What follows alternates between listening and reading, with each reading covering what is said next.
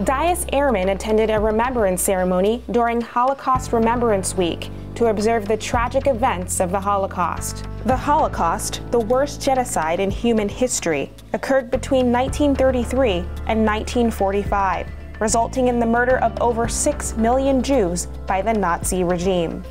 The ceremony featured a poetry reading by 7th Bomb Wing Command Chief Master Sergeant Eddie C. Webb. The Holocaust. Work all day, proud all night. Blood is shed.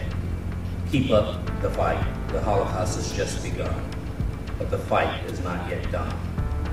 Russell County. The Dyess Equal Opportunity Office provided identification cards from the U.S. Holocaust Memorial Museum. The cards show how Jews and outcasts from all walks of life, young and old, men and women, were persecuted during the Holocaust. Holocaust Remembrance Coordinator 2nd Lieutenant Christine Boswell explains why airmen should never forget what happened during the Holocaust. We still have things like this happening all around the world. We're airmen. We go out there and we fight for these people. And, you know, if we don't understand the importance of what's going on, what happened in the past, why we need to remember it, we're not going to be able to, you know, fight with all of our heart and passion. We have to take these lessons, also use them to protect the lives of those who really can't protect themselves. Reporting from Dyess Air Force Base, Texas, I'm Airman Audrey Harmon-Smith.